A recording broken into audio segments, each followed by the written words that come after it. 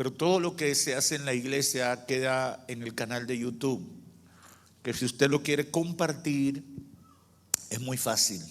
Usted lo puede compartir con gente que quizás no ha venido. Romanos capítulo 9, verso 6, si lo tienen pueden decir amén. No que la palabra de Dios haya fallado, porque no todos los que descienden de Israel son israelitas, ni por ser descendientes de Abraham son todos hijos, sino en Isaac te será llamada descendencia. Esto es, no los que son hijos según la carne son los hijos de Dios, sino los que son hijos según la promesa son contados como descendientes. Pueden tomar asiento.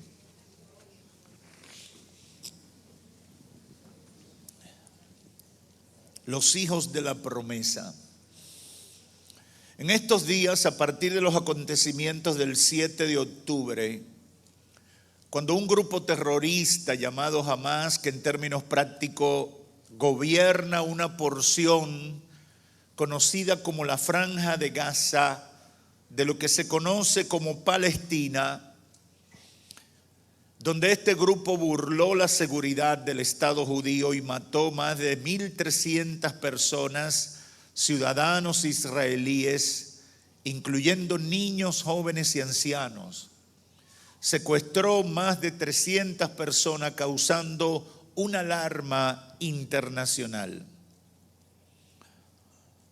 Para mucha gente esto es sorprendente, desgarrador, y quizás algunas personas de esas que no se informan mucho, por primera vez se enteraron de que hay un problema en esa parte del mundo.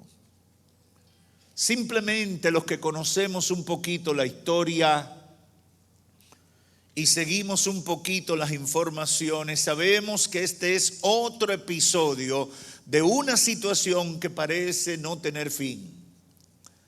Los llamados palestinos, con el apoyo del mundo árabe, quienes no aceptan la existencia de Israel como nación, sobre todo con el desarrollo social, económico y político de esa pequeña nación, apoyan a estos grupos, financian a estos grupos, específicamente el grupo Hamas. Todos los departamentos de inteligencia de las potencias del mundo tienen identificado que son los que quienes le financian son personas de esas naciones árabes. Últimamente se habla mucho de Irán, que desde el Estado financia a esos grupos para generar terror e inestabilidad.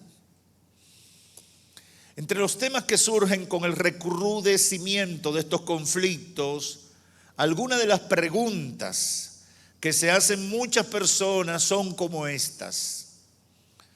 ¿Es la nación de Israel el pueblo de Dios? ¿Es la actual nación de Israel el pueblo de Dios? ¿Será posible que ese sea el pueblo de Dios siendo una nación que permite el aborto en 5 modalidades? ¿Será posible que el actual Israel de hoy, que tiene la comunidad LGBT más numerosa de todo el Medio Oriente, sea el pueblo de Dios? ¿Son esos los hijos de la promesa de Dios a su siervo Abraham? ¿Dónde estamos nosotros quienes hemos creído en Cristo? ¿Qué papel jugamos? ¿Qué relación tenemos en todo esto? La Biblia habla ampliamente de todo esto. Lo que pasa es que para entender muchas cosas necesitamos dedicar tiempo para estudiar y conocer la palabra de Dios. Y tristemente en Occidente la Biblia la usamos más como un amuleto que como una revelación de Dios a la humanidad.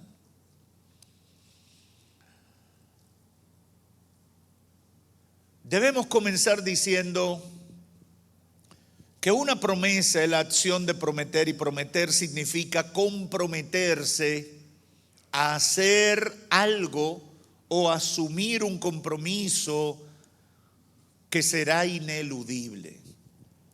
Cuando el apóstol Pablo escribe a los romanos, establece el derecho y la jurisdicción de los gentiles, entre los cuales estamos nosotros, y su vínculo con la promesa de Dios hecha a Abraham en Génesis capítulo 12, verso 2. Estuve predicando esta mañana de eso.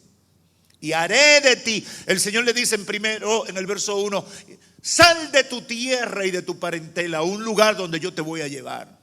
Y en el verso 2 dice, y haré de ti una nación grande, una nación impresionante, una nación que no tendrá referente. Y haré de ti esa nación grande.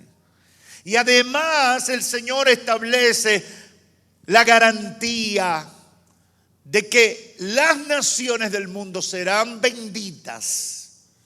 Las familias de la tierra, dice una de las versiones que me gusta más, las familias de la tierra serán benditas por esa nación que Dios le iba a dar a Abraham.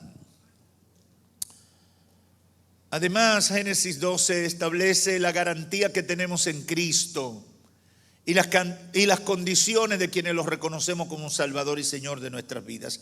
Y hoy hablaremos básicamente de la oportunidad que representa esto para aquellos que han decidido constituirse en hijos de la promesa de Dios y que por medio de Cristo nos alcanza a nosotros en el siglo XXI. ¿Sabe alguien aquí o se considera usted, alguien aquí se considera hijo de Dios? Pues si usted es hijo de Dios, usted es hijo de la promesa. ¿Dónde comienza todo esto, pastor? Dirá algunos. Bueno, Dios hace la promesa en Génesis 12. Y haré de ti una nación grande. Y Dios le promete a Abraham. ¿Por qué? ¿Por qué Dios lo hace? ¿Qué méritos tenía Abraham? ¿Qué abolengo tenía Abraham? Cuando en términos reales Abraham era un pagano. Él salió de Ur de los Caldeos. Él no tenía necesariamente una relación con Dios. No tenía una estirpe de realeza teocrática o de devoción a Dios conocida. Él sale, al parecer y por la reacción de Dios, Dios tenía una relación con él y Dios le hace esta promesa. Y seguirá un necio preguntando, ¿y por qué? Y la respuesta simple es, esto así porque Dios es un Dios de promesas, de compromisos, y por su naturaleza Él asumió la responsabilidad y la garantía de que lo que promete lo iba a cumplir. ¿Cuántos saben que Dios es un Dios de promesa y que cumple las promesas?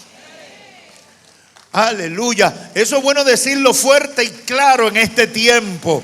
Dios es un Dios de promesa y las cumple.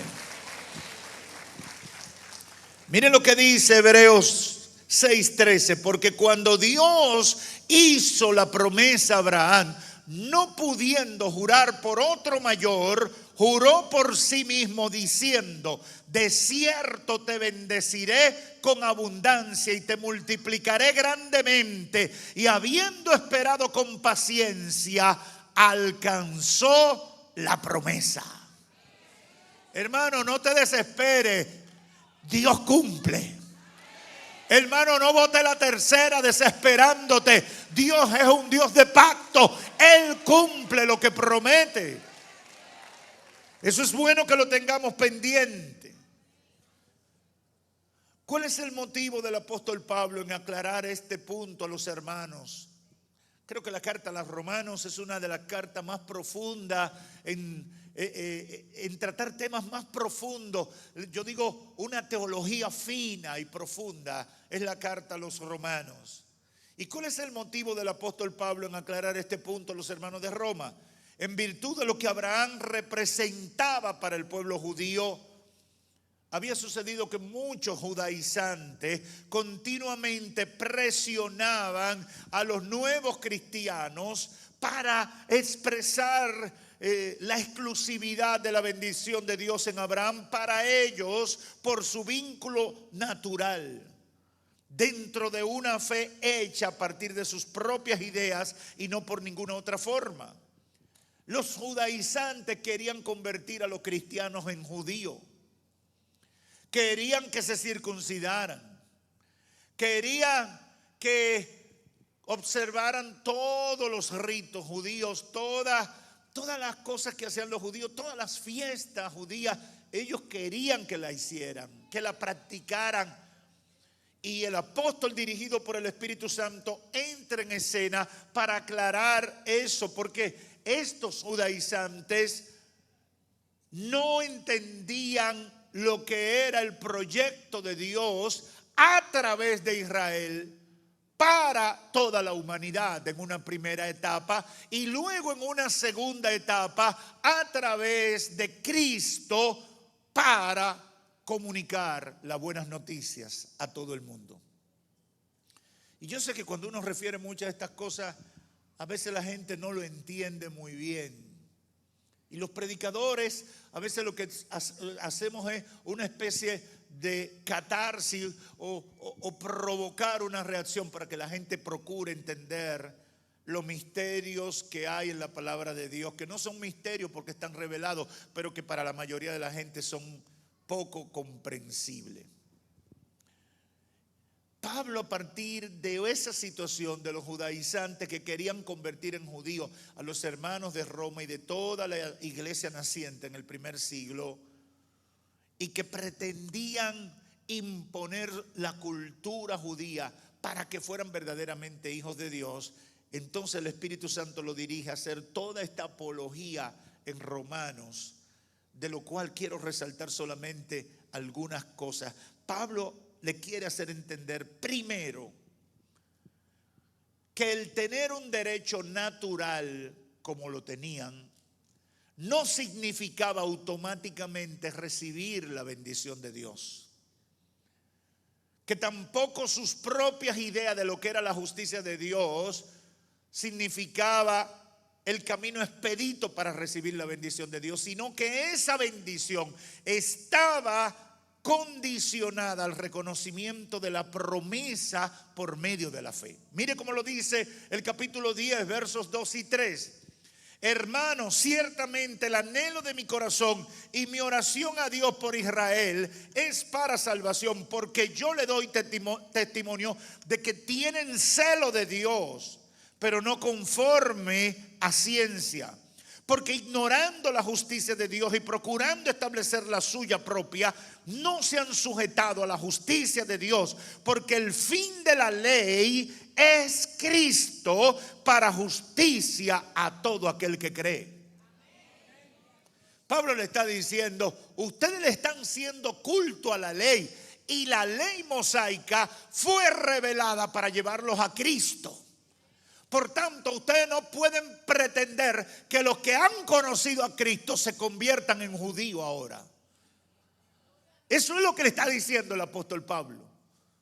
Y eso es bueno repetirlo en estos días, porque cada cierto tiempo se levantan estas cosas. En segundo lugar, el apóstol le está diciendo, al mismo tiempo está estableciendo delante de los hermanos, y es un mensaje para toda la iglesia en todos los tiempos, que la fe es el medio para ser beneficiados de la promesa, independientemente de la ascendencia judía o no. Por la fe salió Abraham de Ur de los Caldeos, dejó su tierra y su parentela, y Dios hizo todo lo que prometió que haría. Romanos 9:30 al 33 dice, ¿qué pues diremos? que los gentiles que no iban tras la justicia han alcanzado la justicia, es decir, la justicia que es por fe, mas Israel que iba tras una ley de justicia no la alcanzó. ¿Por qué? Porque iban tras ella no por fe, sino como por obras de la ley, pues tropezaron en la piedra de tropiezo, como está escrito: he aquí pongo en Sión piedra de tropiezo y roca de caída, y el que creyere en él no será avergonzado. Impresionante lo que dice. En tercer lugar, el apóstol le está diciendo en esta carta y está estableciendo como una teología fundamental para nosotros, que el derecho otorgado a los gentiles por medio de Jesucristo no representaba ninguna injusticia por parte de Dios, porque lo que hacía en su condición de soberano, nadie podía echarlo para atrás, porque su soberanía le da la potestad de establecer leyes y orden a sus criaturas. Mire cómo lo dice el verso 14 al 21 de Romanos 9. ¿Estamos diciendo entonces que Dios fue injusto? Por supuesto que no. Pues Dios le dijo a Moisés: tendré misericordia de quien yo quiera y mostraré compasión con quien yo quiera. Por lo tanto, es Dios quien decide tener misericordia. No depende de nuestro deseo ni de nuestro esfuerzo. Verso 22. De la misma manera, aunque Dios tiene el derecho de mostrar su enojo y su poder, Él es muy paciente con aquellos que son objeto de su enojo, los que están destinados para destrucción. Lo hace para que las riquezas de su gloria brillen con mucha más intensidad sobre aquellos a quienes le tiene misericordia, los que preparó de antemano para gloria. Y nosotros estamos entre los que Él eligió, ya sea del grupo de los judíos o de los gentiles. Aleluya. El apóstol le está diciendo a esos que le hacían culto a la cultura judía. ¿Se recuerdan en los Romanos 8, cuando en San Juan capítulo 8, cuando vienen diciéndole, el Señor los acusa de ser unos pecadores y le dice: nosotros somos hijos de Abraham? Y el Señor les responde: bueno, ustedes no son hijos de Abraham porque los hechos de ustedes dicen otra cosa. Lo que dicen los hechos es que ustedes son hijos del mismo diablo. Y yo prediqué una vez un mensaje aquí basado en eso, los hijos del diablo. Y cuando le puse el título, hay gente que empezó a mirar para los lados. ¿Y qué es lo que va a decir este pastor? Ellos tenían, y aquí a la iglesia de Roma le estaba llegando gente con esa intención de descalificar a los gentiles, a las otras gentes, como que no estaban en la promesa. Y el apóstol, dirigido por el Espíritu Santo, está estableciendo que nosotros estamos en la promesa, que no son los hijos de Abraham solo por descendencia, sino que son los que han creído por medio de la fe. En cuarto lugar, está haciéndole entender que la promesa de Dios era fiel, que Dios había cumplido aun cuando muchos israelitas rechazaban a Jesucristo, el enviado de Dios, y todo lo que venía de Dios. A pesar de estar vinculado por naturaleza a Abraham, ellos estaban fuera por su incomprensión en recibir lo que había sido dado, y solo un remanente sería verdaderamente hijo de la promesa. Lo que leímos al principio. No que la palabra de Dios haya fallado, porque no todos los que descienden de Israel son israelitas, ni por ser descendientes de Abraham son todos hijos, sino en Isaac te será llamada descendencia. Esto es, no los que son hijos según la carne son los hijos de Dios, sino los que son hijos según la promesa son contados como descendientes. Esto es muy importante para nosotros, y es lo que el Espíritu Santo había ministrado a mi espíritu. Y yo sé que he dicho muchas cosas rápidas y quizás para algunos es un poco difícil de comprender, pero quiero ahora en esta última parte de la reflexión responder la pregunta que probablemente se están haciendo. ¿Qué significa todo esto para nosotros hoy, pastor? ¿Qué es lo que usted está tratando de comunicarnos? Número uno, estamos tratando de comunicar que el verdadero Israel no son específicamente los descendientes sanguíneos de Abraham. No son específicamente los descendientes naturales de Abraham. El verdadero Israel tampoco es la iglesia que se identifica como cristiana unilateralmente. El verdadero Israel son los israelitas y los gentiles que por la fe han creído en Cristo Jesús. Esa es la verdad. Y eso es lo que Pablo está comunicando. Ese es el verdadero. Ese es el verdadero.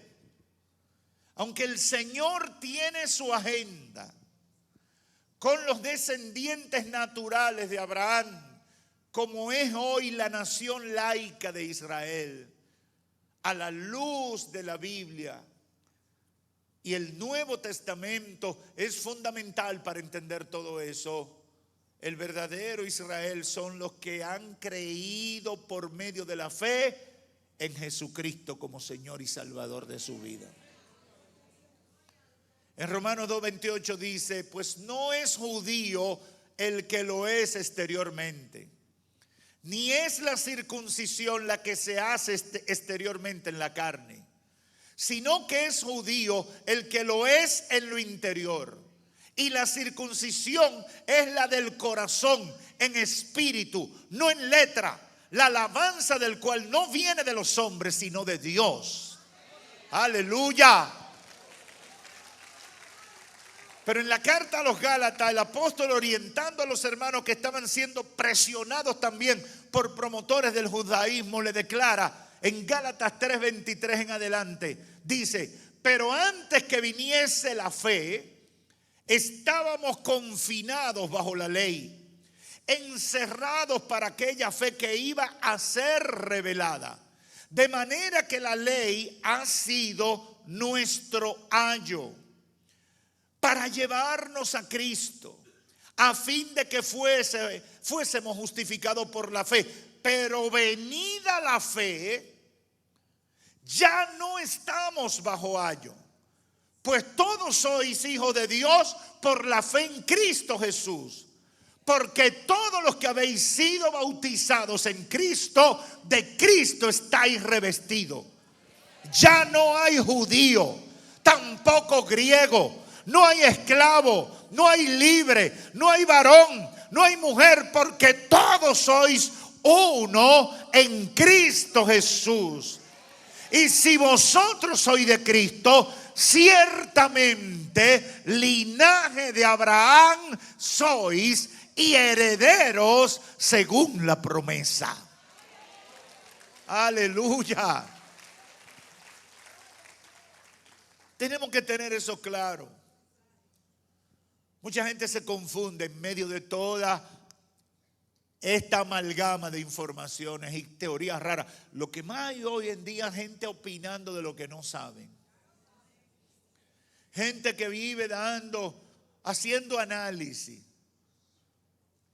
Y uno que ha tenido la oportunidad de conocer un poquito las intríngulis de las comunicaciones, uno ve gente que a veces usted lo oye por la radio, la televisión, y 5 minutos antes de hablar del tema están buscando qué es lo que dice ahí el periódico para yo decirlo.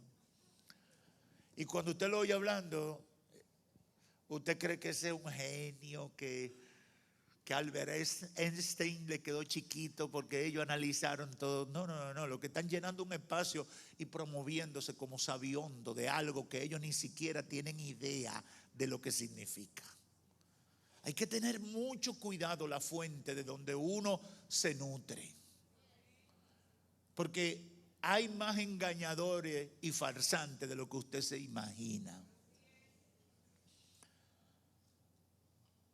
En segundo lugar, el fracaso de Israel como nación no fue practicar la ley, sino que su desobediencia estuvo en que al practicarla no lo hizo mediante la fe, sino mediante las obras, y por consiguiente, como nación, se salieron de la promesa. Igual que está pasando con muchos evangélicos. Están practicando el evangelio por las obras y no por la fe. Nosotros es por la fe que debemos vivir, por la fe en el Hijo de Dios, por la fe en la obra redentora, por la fe en ese plan de salvación que nos incluyó a nosotros, que nos injertó en el olivo. Es por la fe. Por la fe dejó Abraham a su tierra y su parentela y le obedeció a Dios. Por la fe usted está aquí en este templo sirviéndole al Señor, alabando al Señor, procurando vivir vida agradable a Dios. Es por la fe. El fracaso de Israel, y cuando usted lee los evangelios, usted ve las confrontaciones de Cristo continuamente con los fariseos. Se suponía que los fariseos eran el modelo práctico de vivir una conducta pegada a los mandamientos de Dios. Eso deberían haber sido los fariseos. Estaban llamados a ser el modelo a seguir porque ellos eran los más conocedores supuestamente. Y se ufanaban de que ellos eran eso, pero Cristo le dice: generación de víboras, hipócritas malditos. Y si usted lee Mateo 23, usted va a ver el discurso más enojado de Jesús que registra toda la Biblia. Hubieran sido los muchachos de mi tiempo, hubieran dicho: Jesús está quillao, está molesto con todas las cosas que le dice a los fariseos. Pero ellos estaban llamados a ser los modelos de una praxis de vida apegada a los mandamientos de Dios. Pero se detuvieron en las apariencias, en cumplir con las cosas que se ven y no con la sinceridad de una fe puesta en el Dios creador de los cielos y la tierra. En tercer lugar, los hijos de la promesa son gente diferente a los demás. Tienen el privilegio de un compromiso con Dios. Tienen el privilegio de un compromiso que Dios ha hecho con ellos y un derecho que Dios les ha dado por su soberanía y misericordia para con todos los que voluntariamente han decidido alcanzarlo y creerle. Un privilegio que nadie se lo puede negar. ¿Qué es eso, pastor? Bueno, que si tú has decidido buscar de Dios, puede alcanzar y eres un hijo de la promesa. Todo esto simplemente es un acto de misericordia de Dios. Y Pablo lo dice en el capítulo 9, verso 14 en adelante. Dice: ¿qué pues diremos? ¿Que hay injusticia en Dios? En ninguna manera, pues a Moisés dice: tendré misericordia del que yo tenga misericordia y me compadeceré del que yo me compadezca. Así que no depende del que quiere ni del que corre, sino de Dios que tiene misericordia. Porque la Escritura dice a Faraón: para esto mismo te he levantado, para mostrar en ti mi poder y para que mi nombre sea anunciado por toda la tierra. De manera que de quien quiere tiene misericordia y a quien quiere endurecer, endurece. Yo digo que esa revelación del carácter de Dios es lo que menos quiere oír la gente de este tiempo. Porque la gente tiene un Dios, se ha creado una idea de Dios, de un Dios dócil, un Dios maleable a lo que son sus deseos. Y por eso hay gente que se levanta: no puede existir un infierno. Dios, si Dios existe, tiene que ser chévere con todo el mundo. Y todito vamos a llegar para allá y nos va a salvar todo el mundo. Porque ¿cómo va a ser que un Dios de amor vaya a castigar y haya creado un infierno? Hay gente que se llena la boca de esos disparates. Pero la Biblia revela un Dios con un carácter muy definido y con una cualidad fundamental: Él es santo. Y como dijo el profeta, habita en la santidad. ¿Y qué significa eso? Que el que es diablo no tiene parte con ese Dios santo. Que el que vive en la inmundicia del pecado está fuera de la cobertura de ese Dios santo. Y que ese Dios santo es soberano. ¿Cuál es el problema de los judíos, de los israelitas de ayer y de hoy, del primer siglo y de hoy?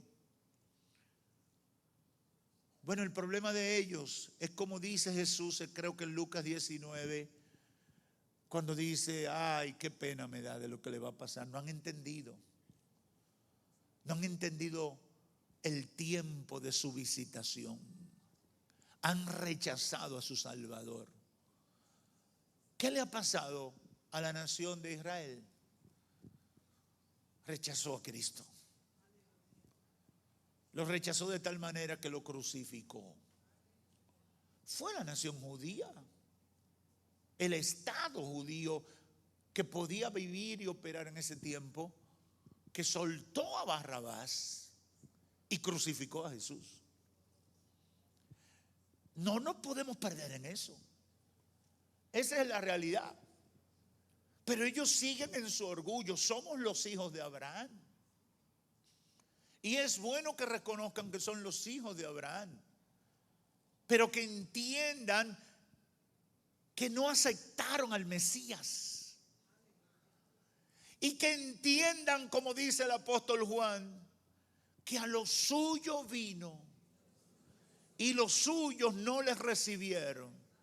Pero a los que les recibieron, les dio el derecho de ser llamados. Aleluya. Por eso tú y yo decimos, soy un hijo de Dios. Aleluya. Esa es la realidad. Esa es la realidad.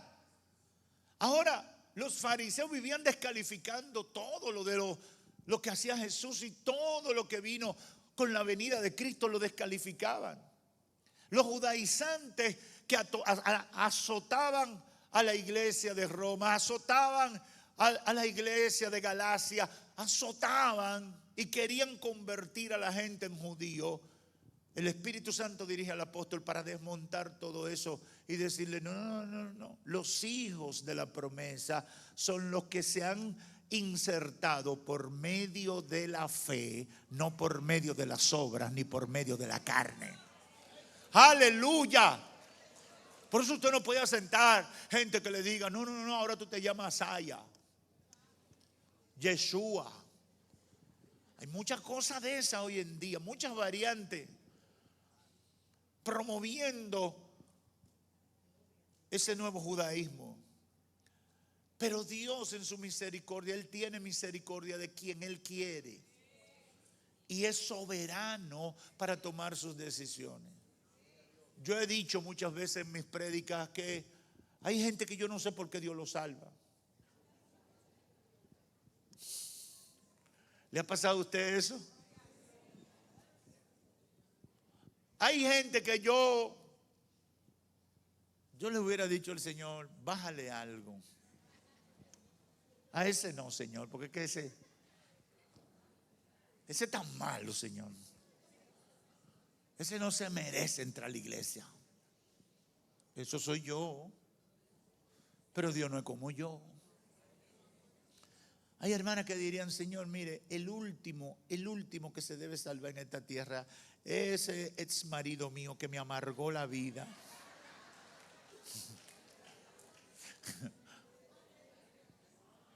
Ese que me dejó embarazada y no se acordó de mí más nunca. Señor, salva a todo el mundo, menos a ese, Señor. Porque si tú salvas a ese, vamos a tener problemas, Señor.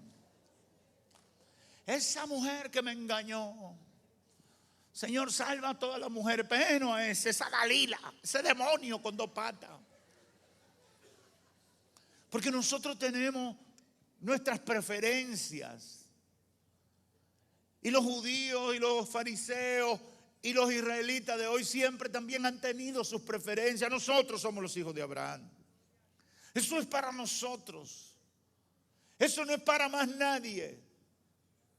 Y Pablo le recuerda una palabra, una sentencia que Dios siempre le declaraba: yo tendré misericordia del que yo tenga misericordia, y me voy a compadecer del que yo me quiera compadecer. Así que no depende del que quiere ni del que corre, sino de Dios. Por gracia somos salvos, por misericordia. Dios ha metido su mano a nuestro favor y nos tiene de pie, se ha revelado a nuestras vidas. Tú y yo no estamos aquí sirviéndole al Señor porque somos mejores que otros. Tampoco porque tenemos méritos delante de Dios, sino que Dios en su infinito amor y gran misericordia se reveló a nosotros y le hicimos caso. Aleluya. La única virtud que tú y yo tenemos como cristianos hoy es que le hicimos caso a Dios. Dile a todo el que tú conoces: hazle caso a Dios. Esa es nuestra virtud. Le hemos hecho caso al llamado de Dios para nuestras vidas. Dios no tiene la culpa de que haya gente que en su incredulidad le rechacen, de hechos o de palabra. Dios no tiene la culpa de que después se pierdan aun cuando tengan nuestra misma ascendencia o naturaleza y oportunidades. Todo aquel que no vive por la fe en el Hijo de Dios es hijo de la muerte. Y todo aquel que confiese a Jesús como Señor y Salvador alcanza la promesa. Que a nadie le quepa la menor duda. Que a nadie le quepa la menor duda. Romanos 10, 8 al 11 dice: mas, ¿qué dice? Cerca de ti está la palabra, en tu boca y en tu corazón. Esta es la palabra de fe que predicamos: que si confesares con tu boca que Jesús es el Señor y creyeres en tu corazón que Dios le levantó de los muertos, serás salvo. Aleluya.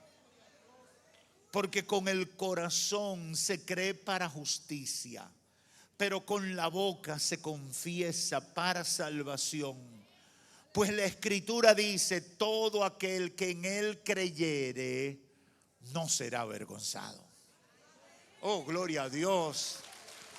Oh, yo no sé si tú habías oído ese verso, pero grábatelo. Romanos 10, 8 al 11. Eso es poderoso para nosotros. Nos está diciendo que no necesitamos ser de una familia tradicionalmente reconocida como buena. No necesitamos ser de una familia tradicionalmente evangélica. No necesitamos ser de una familia tradicionalmente distinguida y de buena referencia. No necesitamos tener sangre judía en nuestras venas. No necesitamos ser de la realeza inglesa. No, Señor, no necesitamos nada de eso. Es posible que con todas esas cosas buenas a tu favor no hayas entendido lo más importante. Y es que el favor de Dios es por la promesa que a través del reconocimiento de Jesucristo como Señor y Salvador se hace realidad en nosotros el favor de Dios cuando le creemos. Esa es la dicha, creerle a Dios. Esa es la dicha, eso es lo que nos conecta con la bendición de Abraham. Eso es lo que nos saca de la ignorancia, eso es lo que nos saca del anonimato espiritual, eso es lo que nos saca de la condenación. Creerle a Cristo Jesús, poner nuestra fe en Cristo Jesús. La carta a los Gálatas es poderosa, dice tantas cosas que yo hubiera querido solamente predicar de ahí, pero el apóstol vuelve con este tema. En el verso 6, capítulo 3 dice: así Abraham creyó a Dios y le fue contado por justicia. ¿Qué significa esto? Por mérito delante de Dios. Creerle a Dios es el mérito.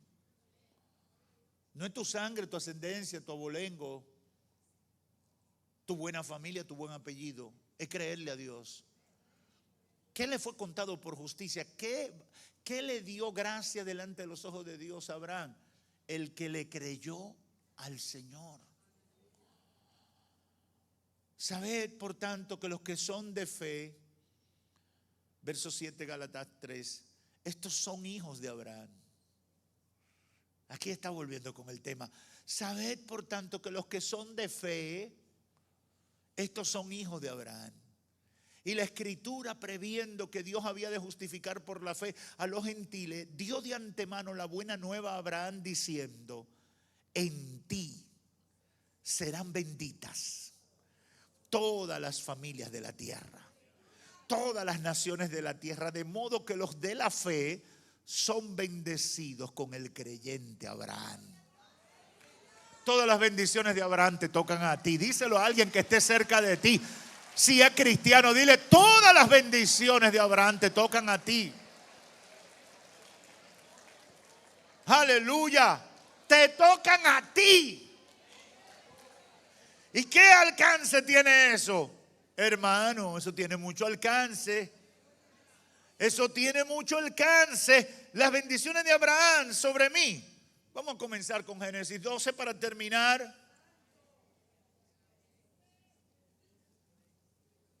Bendeciré a los que te bendijeren.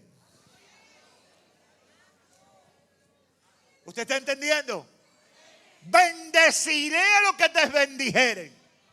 Es decir, los que te bendicen, los que te hacen bien, los que no hablan mal de ti.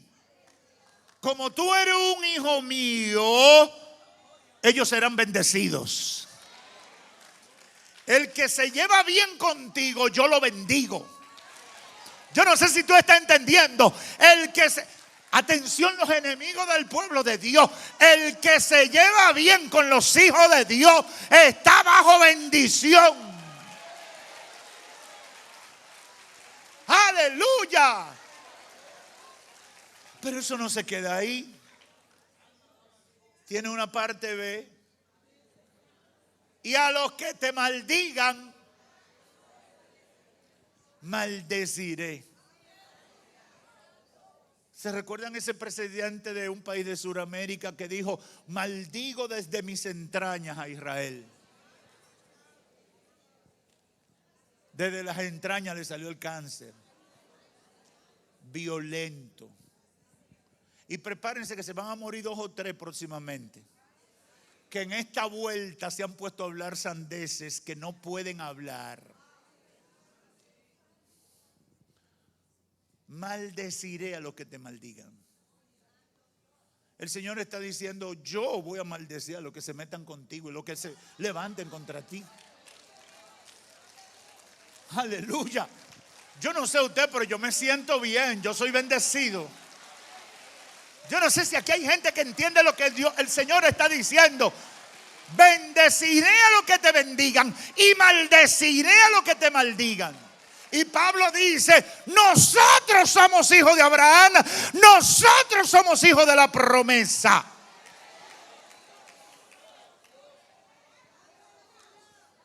Yo le aconsejo a la gente: no se metan con un convertido. Dejen a esa gente quieta.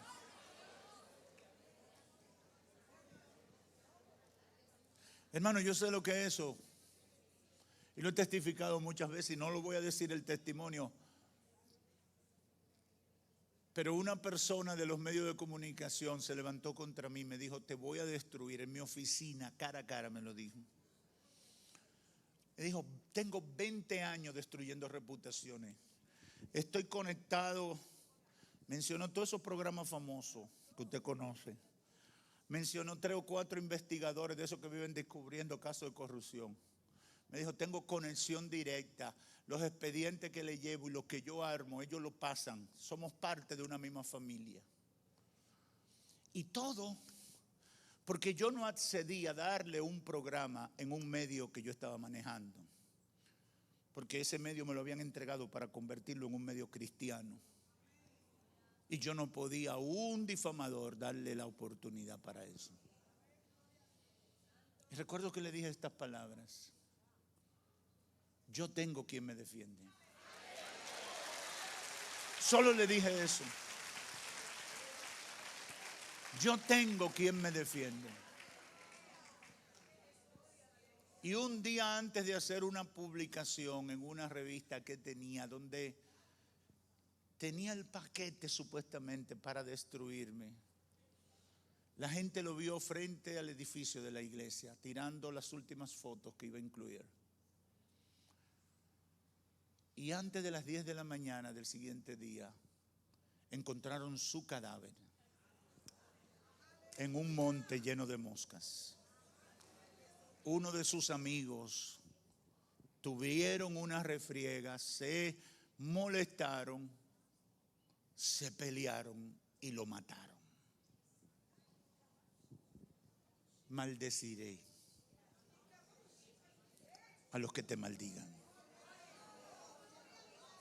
y bendeciré a los que te bendigan. Aleluya.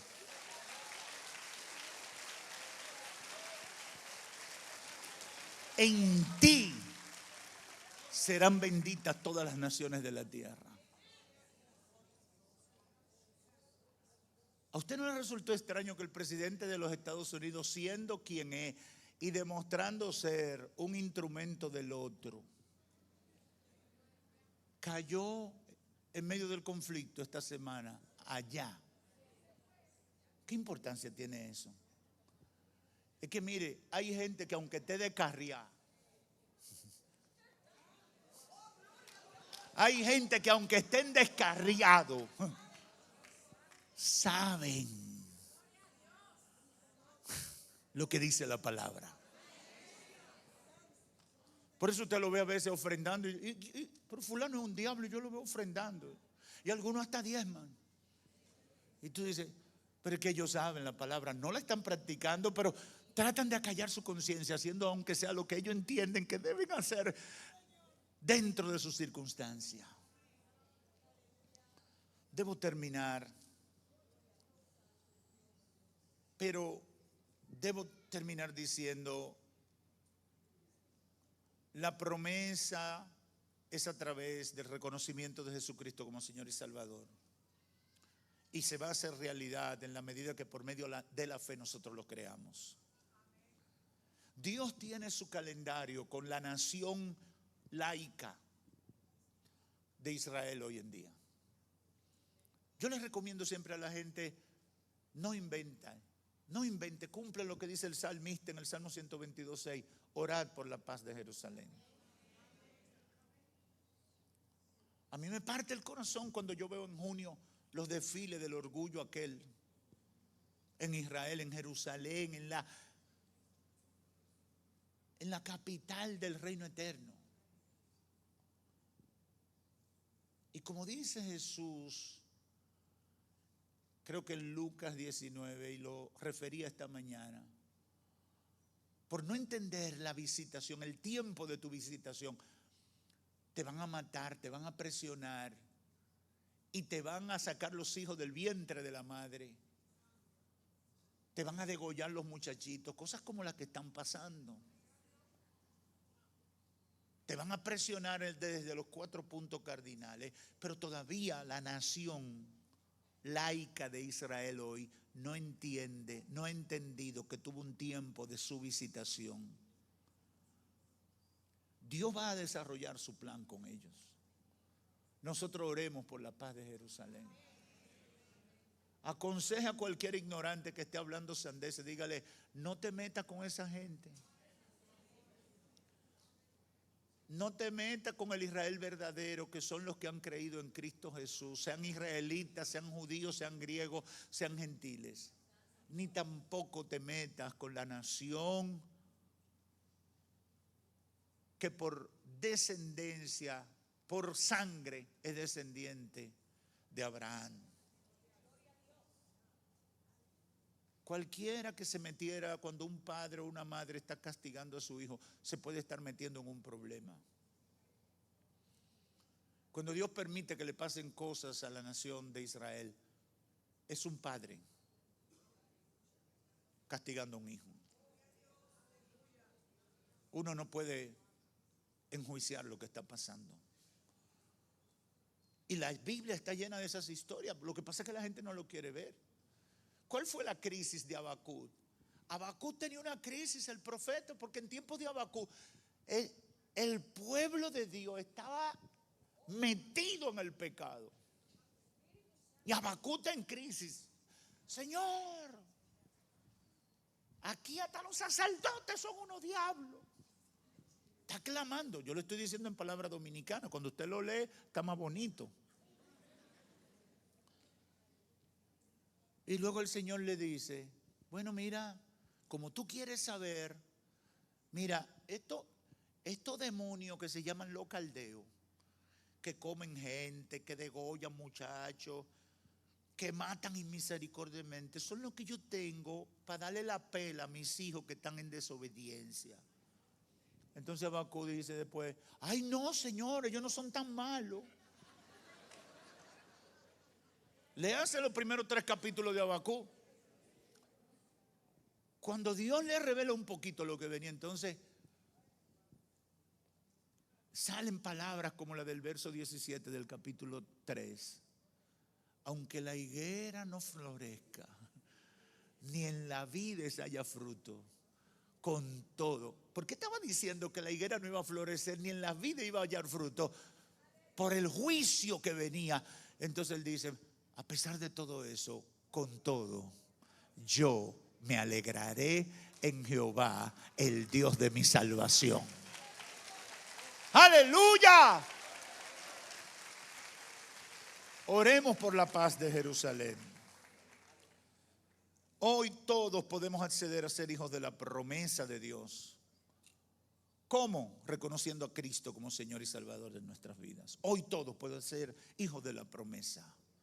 Hoy todos pueden tener bendición o ser bendecidos. Hoy todos pueden ser hijos de la promesa si creen en Cristo Jesús.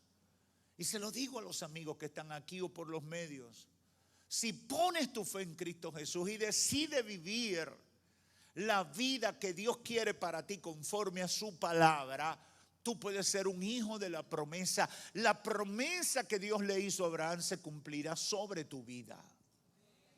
Y adicional, tendrás salvación y vida eterna. Por eso mi consejo final es: conviértete a Cristo, porque lo demás es pérdida de tiempo. Que Dios te bendiga. Padre, gracias por tu palabra. He dado lo que pusiste en mi corazón y he tratado de comunicarlo, Señor. Completa la obra en la vida de todos los que hemos podido alcanzar, en el nombre de Jesús.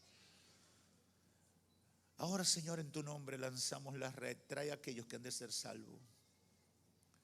Sálvalos, Señor. Rompe las cadenas espirituales. Espíritu Santo, convéncele de la necesidad de Dios. En el nombre de Jesús. Amén. Amén. Yo quiero que toda la iglesia comience a interceder en este momento, porque ahora queremos hacer un llamado muy especial. Es el llamado a la salvación. Todo aquel que no se ha convertido a Cristo ahora lo puede hacer. ¿Qué tienes que hacer? Levantarte en fe y venir aquí delante a hacer un compromiso con Dios.